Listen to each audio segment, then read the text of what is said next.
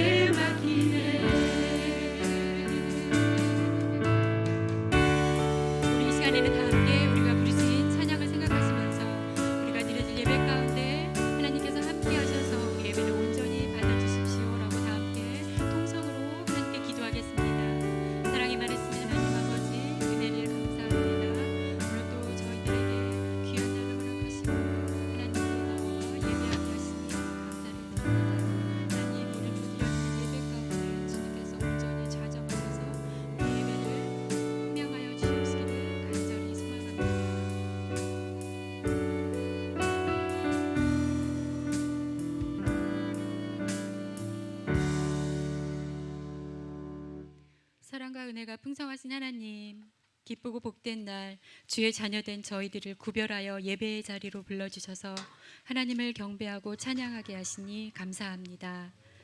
지난 한 주간도 우리 모두를 주님의 날개 아래 지켜 보호하여 주셔서 이 시간 이 자리에 나왔으니 우리의 피난처이시고 위로자 되신 하나님, 오늘 드려지는 예배를 통하여 우리에게 말씀의 빛을 비춰주시고 하나님의 계획을 따라 온전히 믿음으로 나아가는 복된 시간 되게 하여 주옵소서. 한 주간 우리들의 삶을 돌아봅니다. 성숙한 그리스도인으로 살지 못하고 욕심, 이기심, 다툼, 시기심과 같은 죄로 얼룩져 있었음을 고백합니다. 우리의 잘못된 모든 악한 것들을 이 예배를 통하여 그리스도의 보혈로 깨끗하게 씻어주시기를 간절히 원합니다. 에덴의 공동체에 기름을 부어주시고 또 9월부터 시작되는 모든 사역을 통해 말씀이신 예수 그리스도의 장성한 분량이 충만한 데까지 이르기를 소원하며 우리 모두 믿는 것과 아는 일의 하나가 되어 말씀과 기도와 예배가 우리의 삶이 되기를 간절히 기도합니다. 또한 교회를 위하여 예배를 위하여 수고하고 애쓰는 손길이 있습니다. 섬김을 기억하여 주시고 또한 육신의 연약함, 삶의 여러 가지 힘들고 어려움 가운데 있는 우리의 지체들 위로와 평강으로 지켜주시고 강건함으로 세워주시기를 간절히 바랍니다. 말씀 전하시는 목사님 영육간의 강건함을 허락하시고 선포되는 말씀을 통하여 오늘 저희들은 힘을 얻고 세상에 나아가 승리하게 하여 주옵소서. 오늘도 예배 가운데 임재하셔서 우리의 모든 기도와 간구를 받아주시는 신실하신 예수 그리스도의 이름으로 기도합니다. 아멘.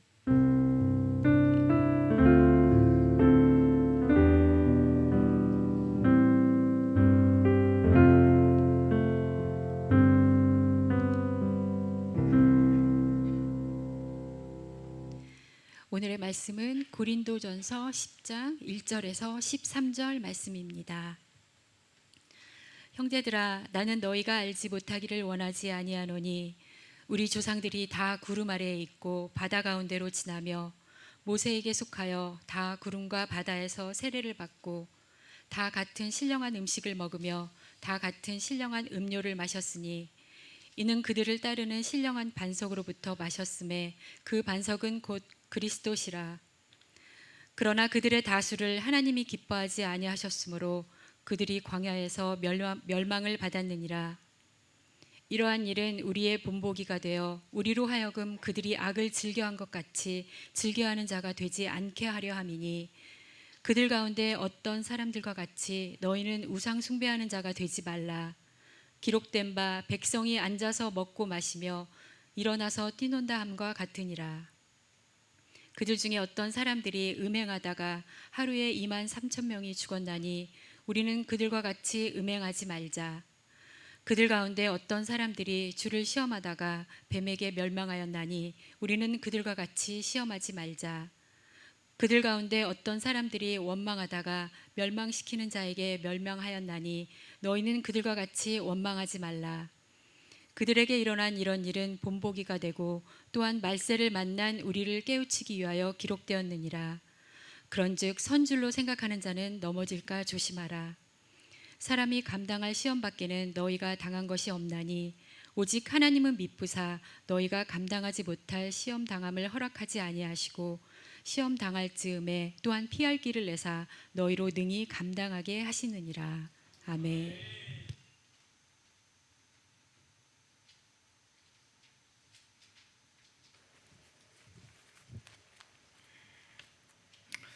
할렐루야. 예, 오늘 하나님 말씀 함께 듣기 전에 우리 교회 소식 잠깐 나누도록 하겠습니다. 여기 모니터 좀 줄여주시면 감사하겠습니다. 예, 주보 한번 보시면요. 예, 우리 생명의 삶 9월호가 나왔습니다. 좀 받아가시기 바라고요. 우리 새가족 분들께서는 또 무료로 받아가시고 또 영어권에 있는 분들도 그냥 받아가셔도 되겠습니다. 우리 이번 주 토요일에 우리 새벽 예배 후에 기간장 회의가 있습니다. 여러분들 꼭 우리 기간장님들 또 새벽 예배 참석하셨다가 또 기간장 회의에 또 참여해 주시기를 바랍니다. 전도회 회의가 오늘 네 번째 주입니다. 오늘 혹은 주내로 가져주시기 바라고요. 우리 마우이섬 화재에 관한 화재 성금 오늘 이렇게 여러분들 뭐 주보에 안에 있는데 오늘 드리셔도 되고 뭐 다음 주까지 이렇게 하셔도 되는데요. 이렇게 걷어서 저희들이 드려진 성금 우리 미국 장로교단 혹은 피해를 입은 가정 또 여러 통로를 통해서 함께 나누도록 하겠고요. 여러분들도 계속해서 또 관심과 또 빠른 회복을 위해서 같이 기도해 주시기를 바랍니다. 그리고 우리 제4차 성경통독 제5차 1:1 제자양육 그리고 참조해 주시기 바라고요. 우리 성경의 파노라마는 시간이 여러분 주보에 속지에 보면 더 자세하게 나왔을 텐데요. 9월 6일부터 시작합니다. 그래서 11월 22일까지고요. 매주 수요 예배 드리기 전입니다. 5시부터 6시 20분까지 우리 성경 공부하시고 잠깐 쉬셨다가 또 수요 예배도 함께 드릴 수 있도록 좀 편리한 시간을 그렇게 잡았으니 여러분들 같이 많이 참여해 주시면 감사하겠고, 교재 예비는 20불이고 교재가 있으신 분들은 또 그냥 오셔도 되겠습니다.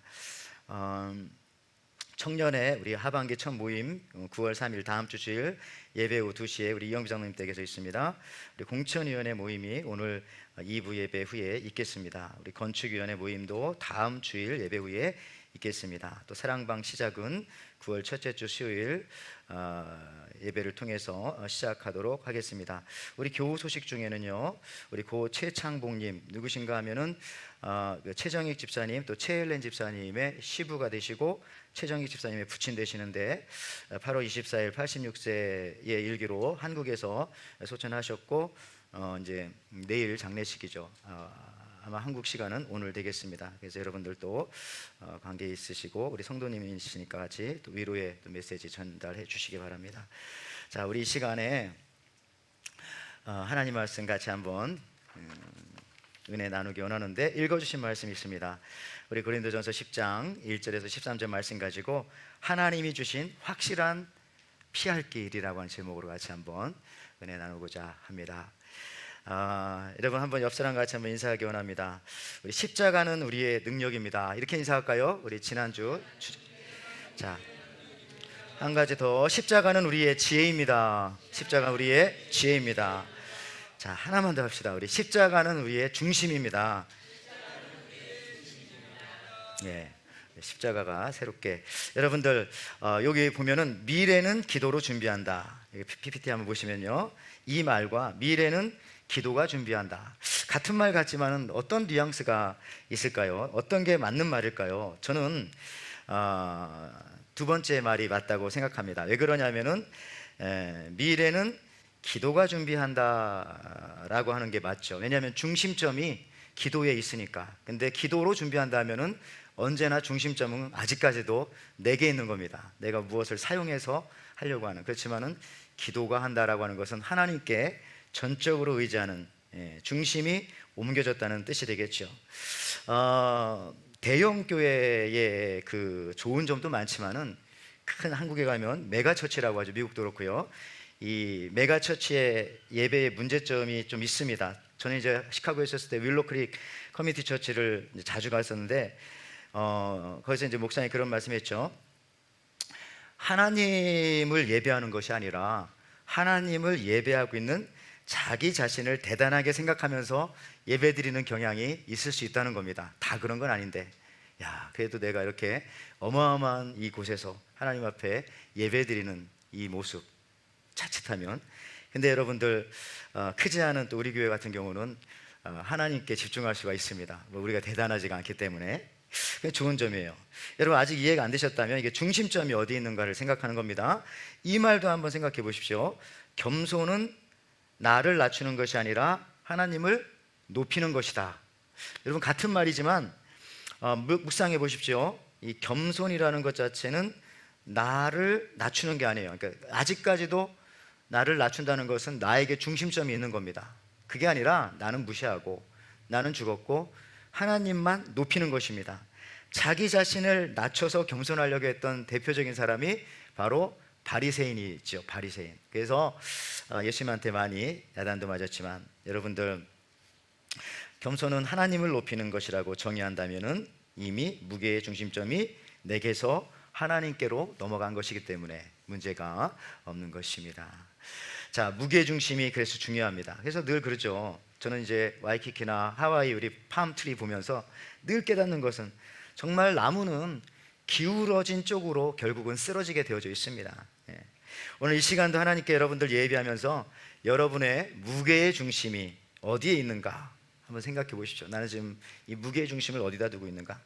내가 기분 좋다고 야 오늘 예배가 은혜로웠다 라고 말하는 사람인가? 아니면 내가 또 기분 나쁜 일이 있을 수 있고 신경질이 나고 몸이 아파도 뭐 그거에 의해서 오늘 예배가 은혜롭다 은혜롭지 않다 이런 것이 판단되지 않아야 된다는 거죠. 그러면 이미 그의 무게의 중심점은 나에게 있는 것이 아니라 하나님에게 가 있는 것이죠. 여러분들 왜 교회에서는 자꾸 하나님께 귀한 것을 드리라고 그렇게 할까요? 드리라고 해서 드리는 것도 아닐 텐데 자꾸 드리라고 하는 이유는 뭐냐? 그 이유는 하나님이 부족하고 교회가 가난해서가 아니라 여러분의 무게 중심점을 자꾸 옮기라는 것이죠. 그러니까 우리가 가지고 있는 가장 소중한 것을 하나님께 드림으로써 우리의 무게 중심점이 그쪽으로 가는 거예요. 그래서 하나님은 아브라함에게 이삭을 드리라고 했죠. 그것도 번제로. 하나님께서 무슨 사람 불에 탄 고기 좋아하시는 그런 분이 아니라 무게의 중심을 나에게 옮겨라 라고 하시는 그런 말씀이신 겁니다. 여러분 이 시간도 우리 예배 드리면서 여러분의 이 무게의 중심 어느 곳에 여러분 있습니까? 나는 지금. 그래서 이 예배는 사실 그래서요 우리의 무게의 중심을 옮기는 시간이고 그것을 다시 한번 확인하는 시간이에요.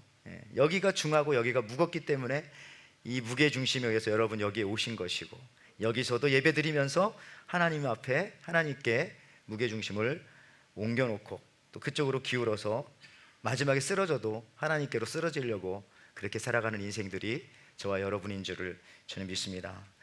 여러분들 또 하나는요 이 순서가 참 중요해요. 순서를 통해서도 그 사람의 무게 중심이 어디 있는지를 볼 수도 있습니다. 사람은 가장 중요하게 생각하는 것을 가장 먼저 하게 되어 있는 경향성이 있습니다. 여러분들 오늘 아침에 일어나셔서 무엇을 제일 먼저 하셨습니까? 기도부터 하셨습니까? 손 내려주십시오. 자, 혹시 담배부터 피우신 분은 한 분도 안 시겠죠 여기는? 우리 교회는 그런 분은 없는 것 같아요. 저 코가 밝은데 없어요. 여러분들 아니면 아내의 얼굴에 키스를 하신 분이 있습니까? 아니 핸드폰으로 주식이나 뭐 뉴스 검색 많이 먼저 하셨습니까? 아니면 청소년들 같은 경우 뭐 게임을 먼저 열어봤습니까? 하여튼 여러분들 무엇을 내가 오늘 제일 먼저 했느냐? 그냥 그 무의식 중에 일어나서 그게 어떻게 보면 나의 무게 중심일 수도 있어요. 여기 아이스크림 그림이 하나 있습니다.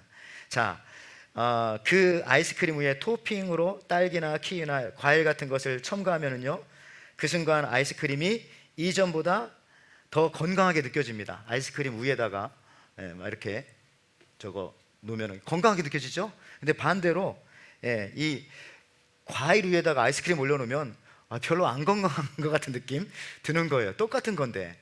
그러니까 여러분 이게 순서가 그래서 별거 아닌 것 같은데 상당히 사람의 그 마음과 어떤 그런 것들을 좌우하고요. 그렇게 한다는 거죠. 그래서 우리 악한 마귀가 우리 성도들을 속이고 제 유혹에 빠뜨릴 때도요. 사실은 이런 식으로 자꾸 순서를 바꿔가지고 헷갈리게 하여서 제약에 빠뜨리는 경우가 상당히 많습니다.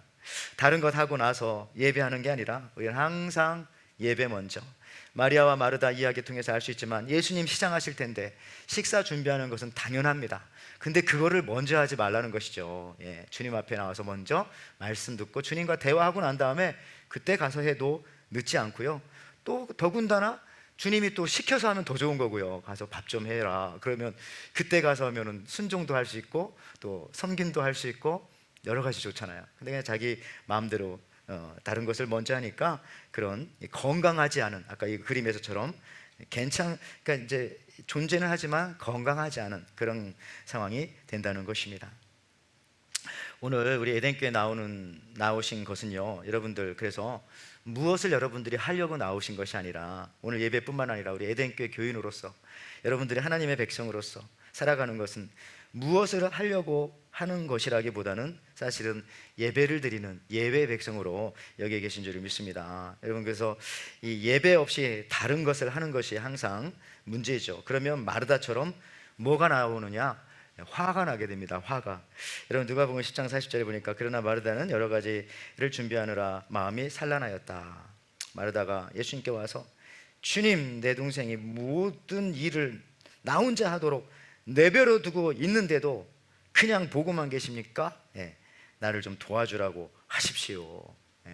너무 지금 마르다가 화가 나 있는 거예요. 직접 마리아한테 가서 얘기하면 진짜 폭력을 행사할까 봐 예수님한테 대신 말해달라고 온 건데, 참 여러분들, 자, 우리 에덴교회는 많은 분들이 또 예배를 먼저 생각하는 분들이 많이 계셔서 참 좋습니다. 역시 지난주에 이어서 오늘도 우리 현대교회와 가장 닮은 이 고린도 교회를 향한 말씀인데, 오늘날 따라서 우리들에게도 주시는 그런 말씀이라고 생각합니다. 그래서 오늘 이 본문을 말씀하시면서 이스라엘 백성들이 먼저 출애굽한 상황을 말씀하시면서 고린도 교회에 하나님께서 말씀하십니다. 오늘 고린도전서 10장 1절에서 4절 말씀 보니까 형제들아, 나는 너희가 알지 못하기를 원하지 아니하노니 우리 조상들이 다 구름 아래 있고 바다 가운데로 지나며 모세에게 속하여 다 구름과 바다에서 세례를 받고 다 같은 신령한 음식을 먹으며 다 같은 신령한 음료를 마셨으니 이는 그들을 따르는 신령한 반석으로부터 마셨음에 그 반석은 곧 그리스도라.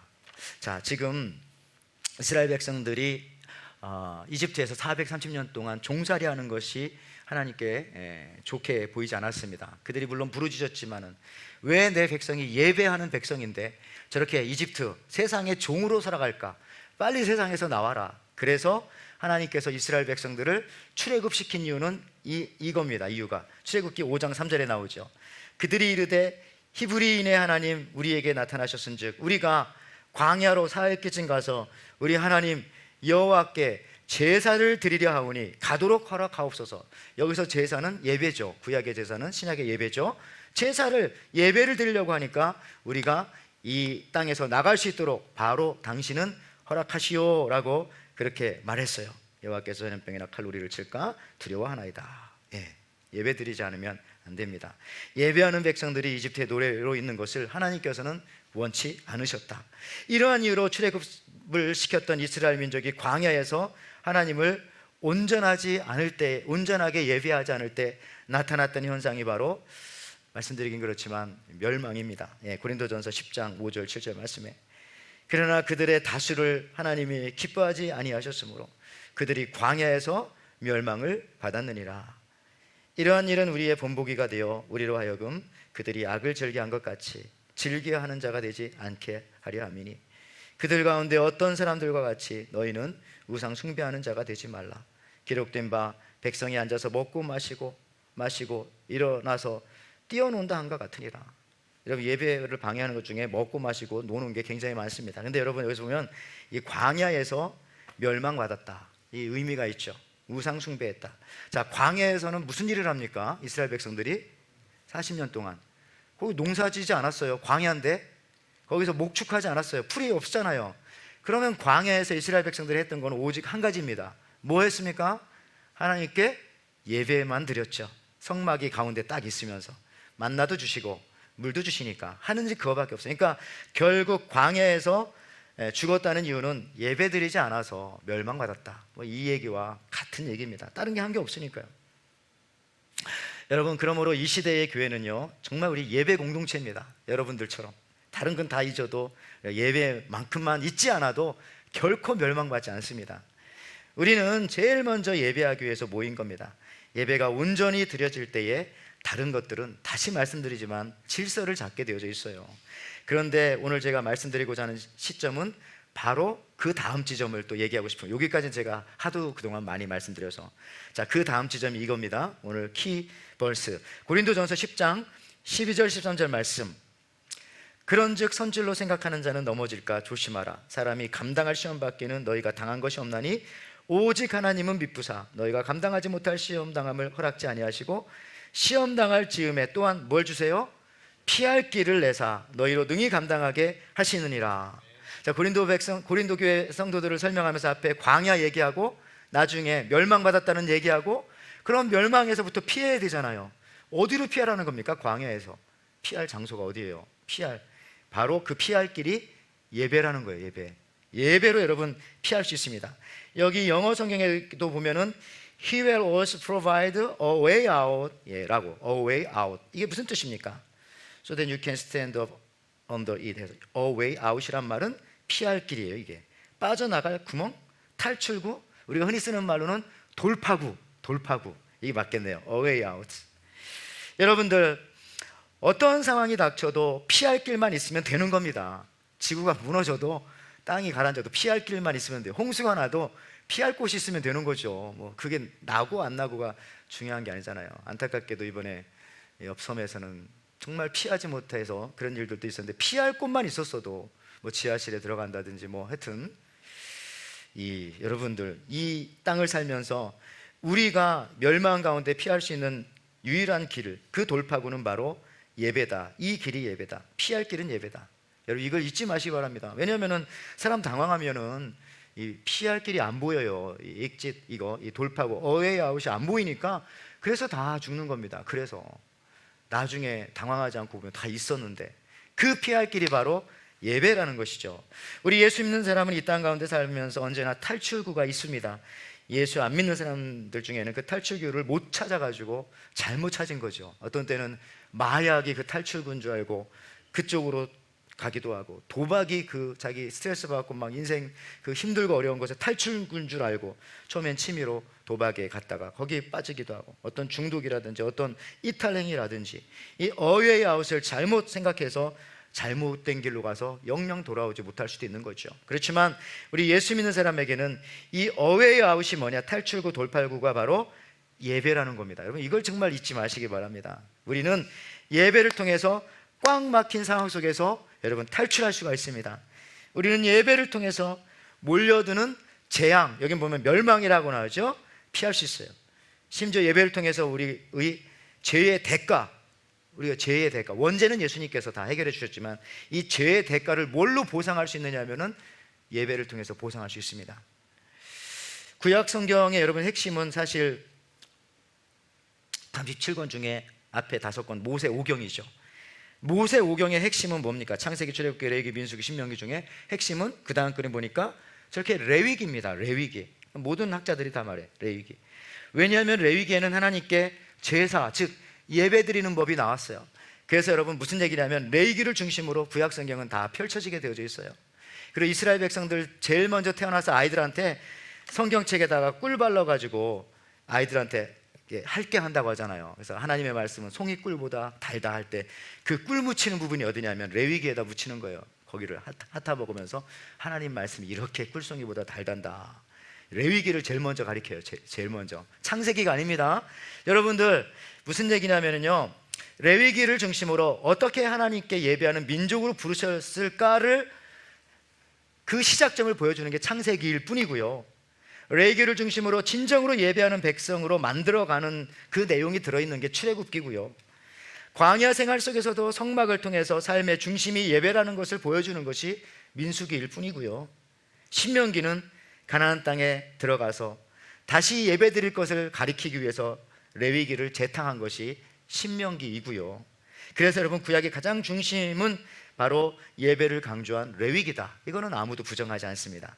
그러므로 여러분, 레위기를 보면 하나님의 백성이 환난과 재앙을 만나거나 혹은 죄를 지었을 때에 어떻게 대처하고 그것을 해결하는지에 대해서 그 제사법, 오늘날로 말하면 예배법에 대해서 너무 자세하게 나와 있습니다. 예배는 여러분 누구를 위한 것입니까? 하나님을 위한 것이, 그건 맞아요. 하나님께 드리는 것이니까. 근데 더 엄밀히 말하면 우리를 위한 것이에요. 하나님이 나한테 예배 드리라고 하면서 결국은 이건 너를 위한 거야 그러잖아요. 우리가 아이들한테도 용돈 받은 거 어렸을 때 달라고 하는 것은 뺏어 먹으려는 게 아니라 그걸 잘 모아서 다시 더 좋은 걸로 주려고, 비슷한 거 아닐까요? 여러분들, 어쨌든 결국은 이 예배는요, 하나님께서 우리를 위해서 만들어 놓으신 귀중한 피할 길의 장치입니다. 돌파구의 장치인 거예요. 안전지대인 것입니다. 그래서 여러분, 예배에 성공하면 다른 것에 반드시 성공합니다. 시간이 좀 걸릴 뿐이죠. 예배에 실패하면은 지금은 어떤지 모르지만 나중에 진짜 실패할 수 있어요. 여러분, 미리 아셔야 됩니다. 돌아오면 예배를 제대로 드리지 않는 사람에게 절대로 돈을 구워주면 안 된다. 제가 여러 번 얘기했잖아요. 액수가 높을수록 거의 못 받는다. 왜? 하나님과 약속도 안 지키는데 사람과 약속은 지키겠는가? 논리적으로 그렇잖아요. 여러분들, 자, 오늘 말씀의 핵심은요, 다시 한번요, 고린도전서 10장 13절 말씀. 사람이 감당할 시험 밖에는 너희가 당한 것이 없나니 오직 하나님은 미쁘사 너희가 감당하지 못할 시험 당함을 허락지 아니하시고, 그러니까 시험 당할 때 피할 길을 주시는데 그 피할 길이 뭐냐? 예배라는 거예요. 그 피할 길을 내사 너희로 능히 감당케 하시느니라. 그래서 우리가 예배 드리면 힘이 생기는 거예요. 힘 없어서 못 가겠어요. 그럼 무슨 얘기입니까? 정말 그거 안 돼. 힘 없기 때문에 와서 하나님 앞에 예배 드리고, 그때 하나님께서 그 피할 길이기 때문에 거기서 조금씩 힘을 찾아가는 거예요. 여러분, 구약 성경에 보면 십계명이 나오지 않습니까? 십계명 중에서 가장 중요한 계명은 역시 이것도 사계명이에요. 사계명. 안식일을 지켜라. 이거 누구나 이것도 동의합니다. 출애굽기 20장 8절. 그런데 이 안식일을 지키지 않으면은 구약에는 어떤 벌이 있습니까? 물론 신약에는 아니지만 구약에는 이렇게 나와. 출애굽기 31장 15절. 엿새 동안은 일할 것이나 일곱째 날은 큰 안식일이니 여호와께 거룩한 것이라. 안식일에 일하는 자는 누구든지네요, 반드시 죽일지리라. 참 무서운 말입니다. 무서워. 이 얘기를 괜히 그냥 하나님 무서운 분이다 이걸로 생각하지 말고요, 하나님이 이렇게 우리를 사랑하시는구나, 혹은 하나님이 이걸 이렇게 중요하게 말씀하시는구나, 여기에 무게중심을 두고 생각하시면 되겠습니다. 이 정도로 강조하시는구나.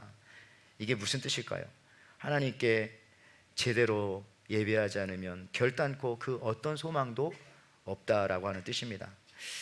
사실 돌로 칠 필요도 없어요. 그냥 놔두어도 언젠가는 고사하게 됩니다. 고사라는 것은 뭐냐? 말라 죽는 거잖아요. 여러분, 예배는 우리의 살 길이죠. 예배는 모든 상황에서 우리에게 피할 길입니다. 피할 길. 오늘 말씀의 문맥이 그래요. 그래서 예배가 여러분들 기다려져야 합니다. 예배는 저와 여러분에게 마지막 테러, 어웨이 아웃, 마지막 테러. 이것을 막아버리면 마지막에 어디로 갈 데가 없잖아요. 여러분, 구약성경에 보면 예배 형식 중에 뭐 5가지가 있어요. 번제, 소제, 화목제, 속죄제, 속건제, 이렇게 5가지가 딱 있습니다. 전 생각해 봤어요. 번제가 뭘까? 매일 드리니까 저거는 새벽 예배와 같은 것이구나. 새벽 예배, 번제, 어렵잖아요, 새벽에. 소제는 무엇일까? 곡식을 갈아서 드리는 거니까 뭐 특별하게 드릴 수요 예배 같은 것이구나. 제 나름대로 생각해요. 화목제는 뭐냐? 매주 드리는 주일 예배와 같은 것이구나. 화목제물. 예수님도 화목제물 오셔가지고 그래서 오늘 주일을 지키는 거잖아요. 하나님과 화목하고 사람들과 화평한 시간, 이 거룩한 주일. 속죄제는 무엇이냐? 원죄와 같이 큰 죄를 사하는 특별한 예배 시간. 이게 이제 특별 예배 시간. 그러니까 예수님께서 근데 우리의 원죄를 다 사해 주셨으니까 사실 이 속죄제는 그렇게 지금은 필요하지는 않습니다. 예수님이 다 해결해 주셨으니까. 근데 이 마지막에는 저 속건제. 그러니까 영어로 보면 속죄제는 sin이라는 단어를 써요. sin. 근데 속건제는 guilt라고 하는 말을 써. 약간 느낌은 아시죠? 우리 영어권에 사시니까. 그래서 속건제는 자신이 잘못했을 때에 배상하면서 드리는 예배, 제사가 바로 저 속건제입니다. 저거는 오늘날도 가능하죠. 그러니까 물질로 갚는 것인데요, 그게 얼마나 다행인지 몰라요. 무슨 얘기냐면 세상에서, 죄송하지만 가장 쉬운 방법이 돈으로 갚는 겁니다. 세상에서.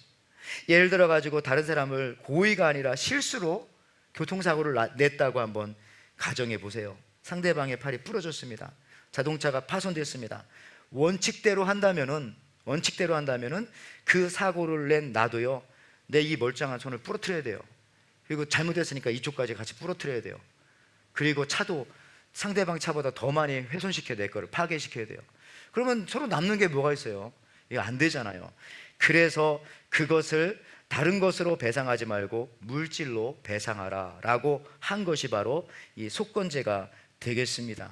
그래서 여러분들, 속건제라면 배상하면서 하나님 앞에 예배를 드리는 것이다. guilt offering입니다. 똑같이 배상하는 게 아니라 20%, 출애굽기나 20% 더 드리면 돼요. 20%. 그 정도 느낌으로 여러분 살아가십시오. 일반적인 겁니다. 이런 원칙을 잘 활용해서 최근에 법학이 만들어진 거고, 사실 그런 거잖아요. 로마법이 만들어지고 거기서부터 법학이 만들어진 거죠.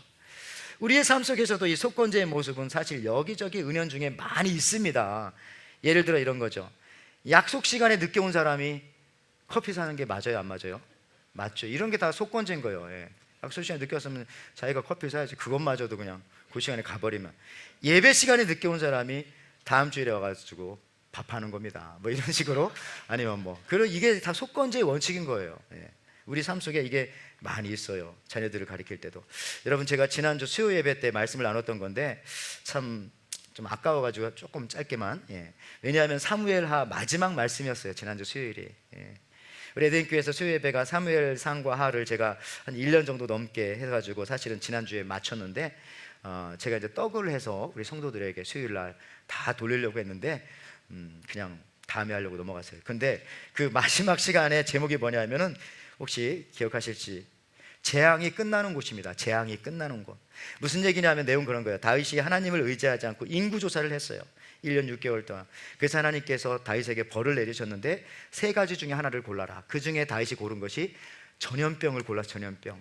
그래가지고 이 다윗이 인구조사 때문에 7만 명이 이스라엘 백성들이 죽게 된 겁니다. 막 우리 코로나를 경험해서 알죠. 전염병이 막 몰려옵니다. 이제 예루살렘까지 거의 다 왔어요. 그때 다윗 옆에 있던 갓 선지자가 와가지고, 진작 말하죠. 어쨌든 그때 와가지고 다윗에게 말하는 거죠. 여기 아라우나의 타작마당이 있는데 좀 높은 지역입니다. 여기서 하나님 앞에 우리가 제사 예배를 드립시다. 그래서 예배를 드렸더니 그때 재앙이 멈추게 된 것입니다. 이것이 바로 여러분들 사무엘 상하, 사무엘하의 마지막 장, 마지막 절입니다. 이걸 딱 끝나는 거예요. 너무 놀랍잖아요. 사무엘하 24장 25절, 이게 마지막이라니까요. 다윗에 관한. 그곳에서 여호와를 위하여 제단을 쌓고 번제와 화목제를 드렸더니 이에 여호와께서 그 땅을 위한 기도를 들으심에 이스라엘에게 내리는 재앙이 어쨌다고요? 그쳤더라. 그러니까 재앙이 그치는 지점이 어디냐면은 하나님께 예배하는 바로 그 지점이에요. 그 시간이에요. 그때예요. 재앙과 맞서 싸우지 마세요.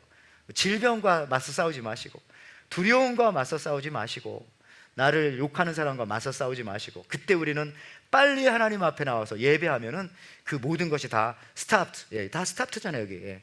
그렇죠? 다 멈추게 된다. 즉 하나님은 우리에게 이처럼 곳곳에 피할 길을 주셨는데, 어떤 때 사람을 통해서 주시는데 가장 확실한 피할 길은 뭐냐? 바로 하나님 앞에 예배하는, 다윗이 증명해 주고 있지 않습니까? 이 어웨이와 돌파구는 바로 예배다. 예배를 드림으로 재앙을 막아낼 수 있고 그 고통을 그치게 할 수가 있다는 겁니다. 여러분, 예배가 그래서 얼마나 중요합니까? 예배에 성공하면 그냥 모든 것에 다 성공하는 거예요. 그러나 하나님을 믿는 사람으로서 예배에 실패하면 다른 것을 절대로 보장할 수가 없다는 것을 말씀드립니다. 인류 최초의 살인사건은 뭡니까? 가인이 아벨을 죽인, 형이 동생을 죽인, 너무 엄청난 사건입니다. 인류도 그때 4사람밖에 없었는데 인류 절반이 뭐 25%를 죽인 거니까 제일 많이 죽인 놈이에요. 근데 퍼센테이로 따지면, 근데 왜 죽였어요? 예배 문제잖아요. 왜 하나님께서는 아벨의 예배는 받고 내 예배는 안 받느냐? 그래서 하나님한테 욕하는 거예요. 자기가 제대로 드렸어야죠, 예배를. 자기는 제대로 안 드. 문제는 거기서부터 출발하는 겁니다. 하나님께서 왜 얘는 받고 얘는 안 받고, 이게 아니라 네가 예배를 잘 못 드렸잖아. 거기서부터 출발해야 되는데 역시 가인은 안 돼요. 그래서 결국은 그렇게 됐잖아요. 그러니까 이게 모든 이 가장 인류 최초의 이 엄청난 사건도 예배의 실패에서부터 출발했다는 사실 알아야 되고요. 여러분, 아브라함 생각해 보세요. 아브라함은 사실 완벽한 사람이 아니에요. 여러분, 아브라함만큼 거짓말 잘하는 사람이 어디 있어요? 자기 부인을 그냥 동생이라고 뭐 누이라고 속이고, 뭐 반은 맞고 반은 틀리지만 한 번도 아니고 2번씩이나, 얼마나 많이 했으면 아들이 그걸 그대로 이어받아가지고 이삭도 나중에 그렇게 하고. 그러니까 여러분, 아브라함은 믿음의 조상이라고 말하기가 좀 부끄러울 정도입니다, 그 할아버지가. 근데 그래도 믿음의 조상이라고 하는 게 뭔지 아세요? 예배를 잘 드렸어요. 가는 곳마다 아브라함은 단을 쌓았다, 이렇게 나옵니다.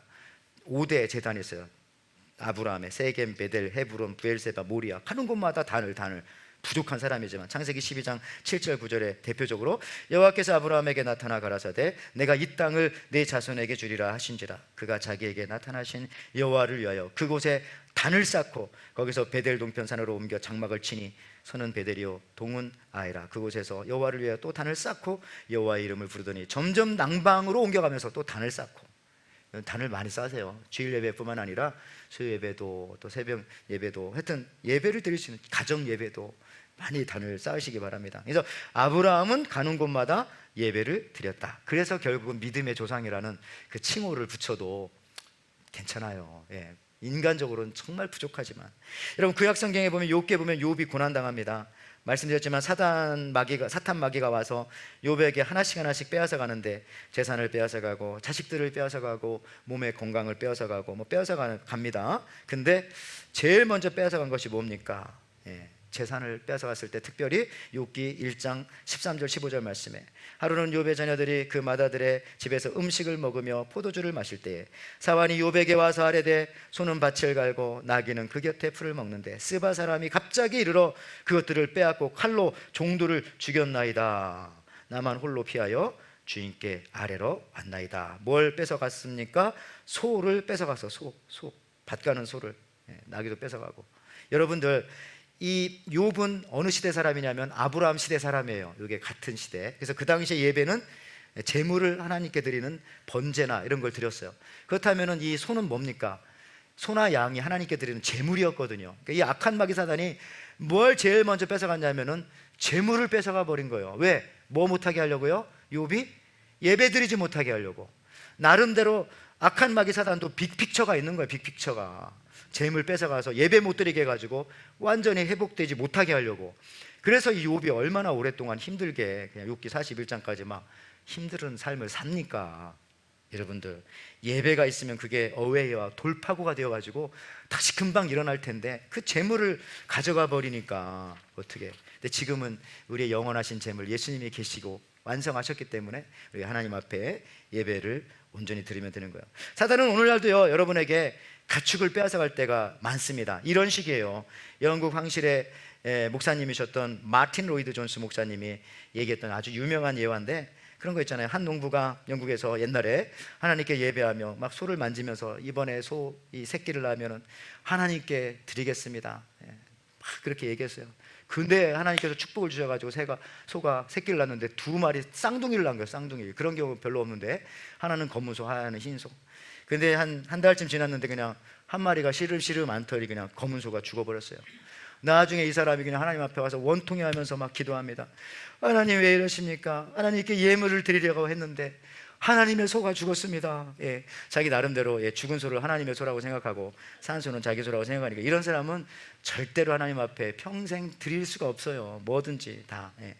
여러분, 이런 식으로요. 참 어떤 사람은 참 자기 마음대로 어떤 물질도 자기가 예를 들어 11조를 하나님께 안 드리고 다른 데 막 쓰고, 이렇게 한 거야 이렇게 말할 수도 있는 것이고, 다른 사람 밥 사주고 이거는 이렇게 하라고 한 거니까 자기가 다 집행하는 그런 경우도 있을 수 있어요. 이런 식이죠. 그거 안 됩니다, 여러분들. 또한 우리가 미리 예배를 드림으로써요, 재앙을 막는 것이죠. 예배만큼 우리를 지키는 것이 없습니다. 한때 유대인들이 나라 없이 2000년 살았지만 그들이 뭘 지키려고 노력했어요? 안식일 지키려고 많이 노력했잖아요. 근데 나중에 랍비들이 그런 말 하죠. 우리가 2000년 동안 이 안식일을 지키려고 했더니 돌이켜보니까 안식일이 우리를 지켰구나. 그래서 우리가 2000년 동안 나라 없이 살다가 1945년에 다시 이스라엘 땅을 회복하게 된 거지 않습니까? 여러분이 예배를 막 지키려고 하죠? 힘들잖아요. 오늘 애써서 나오신 거잖아요. 근데 사실 나중에 천국 가서 보면, 돌이켜보면 예배가 나를 지켰구나 라는 것을 알게 될 것입니다. 여러분, 예배를 통하여 영적 건강을 유지하는 것입니다. 우리 고린도 교회 문제는 예배보다 자랑이 많았던 교회, 지난 시간에도 말씀드렸지만 허세가 충만했던 교회, 거품이 많은 교회입니다. 이런 교회를 더 무게 있게 하는 방법은 바로 하나님 앞에 진실한 예배를 드리는 것. 예배에 집중할 때 자랑이 사라집니다. 왜 자랑이 사라질까요? 자기 자랑이 사라져요. 왜 사라질까요? 결국 예배를 통해서 내 자신을 하나님 앞에 제물로 드렸기 때문에. 로마서 12장 1절, 그러므로 형제들아 내가 하나님의 모든 자비하심으로 너희를 권하노니 너희 몸을 하나님이 기뻐하시는 거룩한 산 제물로 드리라. 이는 너희가 드릴 영적 예배니라. 오늘도 여러분들이 이 시간에 예배 드리러 왔다는 것은요, 여러분은 죽었고 여러분 속에 예수님이 살아계시고 그렇게 지금 한다고 하는 확실한 표입니다. 이거 말고 다른 게 어디 있어요? 그래서 여러분의 그 몸을 하나님 앞에 지금 산 제물로 드리는 이 거룩한 시간이에요. 근데 나중에는요, 여러분이 드린 것 같죠? 하나님이 여러분들을 더 지켜주시고 더 인도해 주시는 것입니다. 여러분들 이제 말씀 좀 마무리하면서요. 자, 예배는 저는 이런 생각, 드래프팅이란 말 들어봤어요. 드래프팅? 드래프팅이라는 말 자주 쓰이는 곳이 이제 뭐 사이클 경기 같은데 뭐 이렇게 스케이트 이런 거, 특히 이제 사이클 경기 나오죠. 저 자전거 탈 때 가장 큰 장애물이 뭐냐면 바람이에요. 바람. 그러니까 바람을 막으려고 사실은 자전거 타는 선수들은 머리에 헬멧도 이렇게 뾰족하게 쓰고, 여러분 그 자전거 타는 사람들이 의상 보면 조금 민망하잖아요. 자전거 타는 사람 그 의상. 근데 그 이유는 민망하게 만들려고 그런 게 아니라 최대한 바람을 이렇게, 그러니까 바람만 뚫고 잘 나가면 경기에 이기는 겁니다. 그게 사이클의 관점인데, 여러분 그래서 저렇게 한 줄로 자전거를 타면요, 놀랍게도 첫 번째 오는 사람은 바람을 100% 다 막고 가요. 근데 두 번째 오는 사람은 71%만 힘을 내도 돼요. 근데 세 번째, 네 번째, 다섯 번째 오는 사람은 64% 정도만 힘을 내도 쭉 그 정도, 그러니까 절반 정도밖에 힘을 안 내도 쉽게 앞으로 갑니다. 그러면 어떤 사람은 여섯 번째, 일곱 번째는 더 쉽겠네. 그건 아니래요. 그 뒤부터는 안 그렇습니다. 그러니까 여러분들 무슨 얘기냐면, 예배라는 것이 저런 것이다. 어떤 면에서 이 예배라고 하는 것은요, 엄청난 이 드래프팅 효과가 있는 거예요. 항상 앞장서서 칼바람 맞지 말고 여러분들 세상이 막 불어대끼는 막 그 바람 맞아가지고 다 그냥 머리 날아가고 막 그냥 옷 벗겨지고 피부 터지고 이러지 말고, 영적으로요 그렇게 하지 말고 예배 뒤에 숨으세요. 거기가 어웨이와 피난처입니다. 그러면 여러분들은요 71%만 힘을 내도, 절반만 힘을 내도, 힘을 안 내도 되죠. 주님이 다 해주시는데, 그러면서 그렇게 인생을 운전하면서 사는 것입니다. 인생의 모진 바람 속에서도 우리에게 주시는 피난처는 항상 피할 길은 예배다. 예배로 피하시기 바랍니다. 예배가 방패입니다. 다윗이 늘 노래했죠. 주는 나의 힘이요, 주는 나의 산성이요, 주는 나의 방패요, 주는 나의 요새시요, 주는 나의 피할 바위시다 할 때, 바위다 할 때 뭐 바위, 산성, 이걸 의미하는 게 아니라 그게 예배였던 거. 그게 예배. 다윗은 가는 곳마다 아브라함처럼 예배 드렸거든요. 거기로 늘 피해서 자기가 막 기분이 나쁘고 속상하고 막 마음이 찢어지고 괴롭고 반대로 힘이 없고 막 이럴 때 어디서 힘을 얻냐? 하나님 앞에 예배드림으로써 다윗은 거기서 다시 한번 방패를 경험하고 산성을 경험하고 큰 지키는 바위의 능력을 경험했던 것입니다. 여러분, 그리고 우리가 예배를 가볍게 여기고 소홀히 여기고 심지어 예배 없이 사는 인생은 갑옷을 입지 않고 무장도 하지 않고 그냥 전쟁터에 뛰어드는 어리석은 사람과 같다라고 하는 생각 하시면서요, 여러분들 그래요. 형하고 싸울 때에 지혜로운 동생은 형하고 싸우지만 울 때는 어느 곳을 보고 울어요? 엄마 아빠 방을 향해서 울잖아요. 형하고 싸우지만. 그러더라고요, 둘째는. 근데 미련한 동생은 형하고 더 싸워가지고 이제 얻어맞고 더 터지지만, 진짜 지혜로운 아이들은 형의 힘을 이길 수가 없잖아요. 3살 차이인데 형하고 싸우고 나서 울 때는 방향을 엄마 아빠 있는 안방을 향해서 막 울면은 엄마가 아빠가 나와서 누굴 야단치겠습니까? 에레미야 11장 20절, 공의로 판단하시며 사람의 마음을 감찰하시는 만군의 여호와여, 나의 원통함을 주께 아뢰었사오니 그들에게 대한 주의 보복을 내가 보리이다 하였더니. 여러분, 예배드리면 되는 겁니다. 그러면 여러분들은 살고 또 여러분들을 괴롭히던 많은 것들은 오히려 더 사라진다. 예배가 여러분의 피난처가 되시기를 바라고, 예배로 수만 가지의 재앙을 막으시기 바라고, 내가 해야 할 수천 가지 일들 한번 예배 제대로 드림으로써 완성하시기 바랍니다. 예배로 모든 것을 지키고 막으시고 정말 축복을 빨아들이는 그런 저와 여러분들 되시기를 주님의 이름으로 축원을 드립니다. 하나님 아버지, 감사합니다. 참 오늘도 이렇게 저희들 예배자로 불러주신 것을 감사합니다. 돌이켜 인생을 살펴보고 또 앞으로의 남은 날들도 우리가 생각해 볼 때에 몇 번이나 우리가 하나님 앞에 예배 드릴 수 있을까라고 생각했을 때에 하나님께서는 우리에게 수천 수만 가지 은혜와 축복을 주셨는데 나는 몇 번이나 주님 앞에 예배할까? 이 생각하면서 주님 사랑하는 마음으로 하나님 앞에 예배할 때에 오히려 그 예배를 통해서 우리가 피하는 곳이 되어지고 우리에게 오는 재앙을 막는 것이 되어지고 우리에게 오는 모든 것을 더 강하게 하는 놀라운 시간인 것을 우리가 체험하고 깨닫고 그것을 많은 사람들한테 또 전파하고 가르치며 살아가는, 승리하며 성공하는 인생 되게 축복하여 주시옵소서. 감사드리며 예수님의 이름으로 기도하옵나이다. 아멘.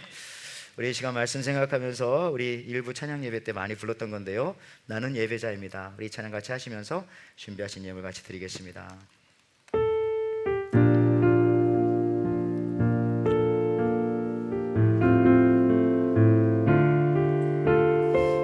네, 우리는 하나님을 예배하는 여러분 예배자입니다. 나는 하나님을 예배하는 예배자입니다. 아멘. 내가 서 있는 곳 어디서나 하나님을 예배합니다. 내 영혼 거룩한 은혜를 향하여 내 마음 완전한 하나님 향하여 이곳에서 바로 이 시간 하나님을 예배하. 다시 한번 고백합니다. 나는 하나님을 예배하는 예배자입니다. 나는 하나님을 예배. 하나님께서는 예배하는 자들을 또 지켜주시고, 또 예배하는 자들을 하나님께서 더 강건하게 해주시고, 예배하는 자에게 하나님께서 축복을 주십니다. 서 있는 곳 어디서나 하나님을 예배합니다. 영혼으로 예배하기 원합니다. 영혼 거룩한 은혜를 향하여 내 마음 완전한 하나님 향하여 이곳에서 바로 이 시간 하나님을 예배합니다. 다윗처럼 고백하기 원합니다. 나의 평생에 한 가지 소원, 주의 아름다우신